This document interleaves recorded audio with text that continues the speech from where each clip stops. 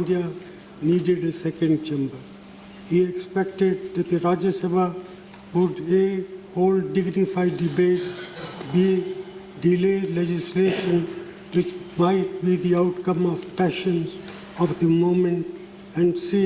provide opportunities to seasoned people who might not be in the thick set of political fray, but who might be willing to participate in the debates with the amount of learning and importance we do not ordinarily associate with the House of the People, unquote.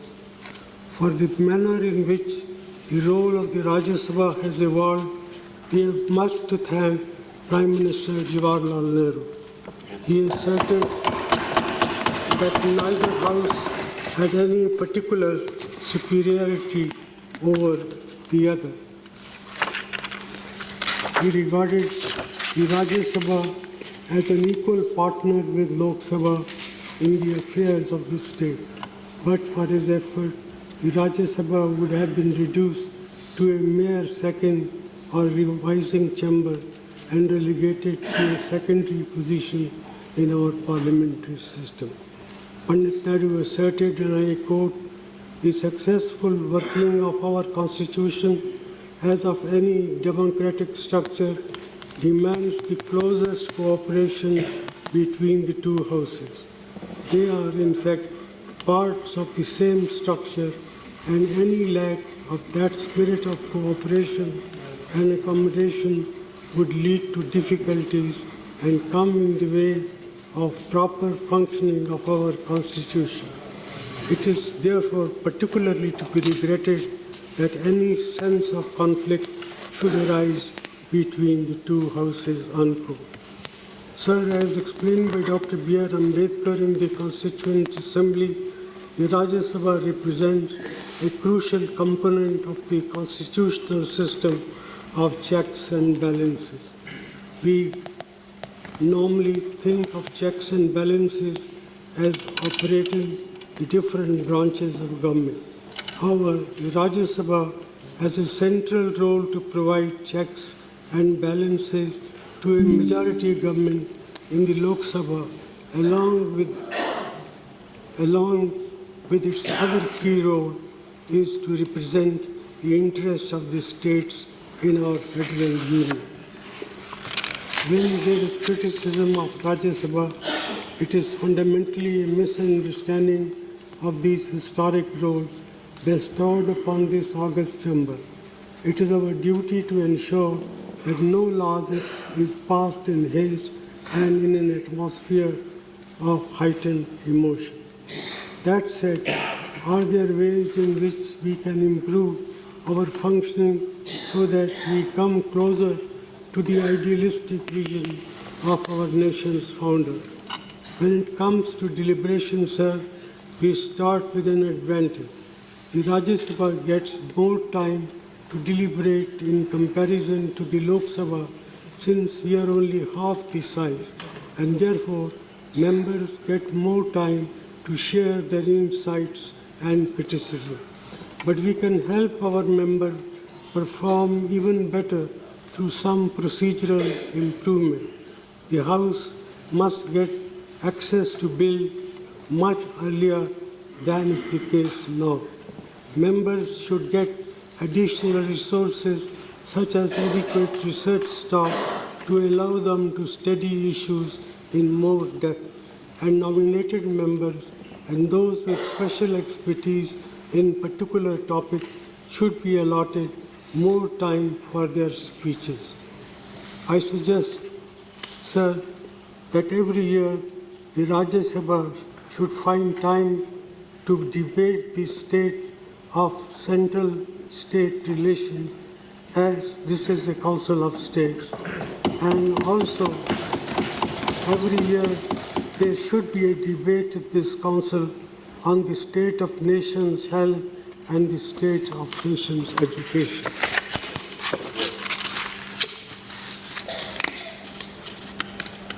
One recent innovation that has led to smoother functioning was introduced by our previous chairman, Shri Hamid Ansari.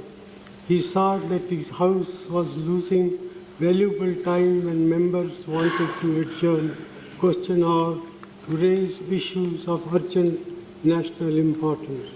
He therefore switched the timing of 0 hour and question hour. The question hour was moved to 12 noon, while 0 hour was slotted at 11 a.m. Now members' desire to raise urgent issues is often accommodated as part of 0 hour, and question hour functions much more smoothly. Thus, MPs are now able to hold the government accountable in a fuller manner right now. But for our chamber to fully fulfill its deliberative function, it is important that we scrutinize bills more thoroughly in committees, where not only the members can apply their minds, but even experts and stakeholder opinion can also be solicited. In the 16th Lok Sabha, only 25% of the bills introduced were referred to committees, much lower than the 71% and 60% in the 15th and 14th Lok Sabha, respectively. I would assert that regardless of what the other house does, it is crucial for our house of what the other house does. It is crucial for regardless of what the other house does, it is crucial for our house to form select committees to ensure that bills receive the detailed scrutiny that they do deserve. From what I have seen, Rajya Sabha select committees have done a commendable job of improving legislation, and I would urge that we ensure that we follow this practice for all bills that come before this August House.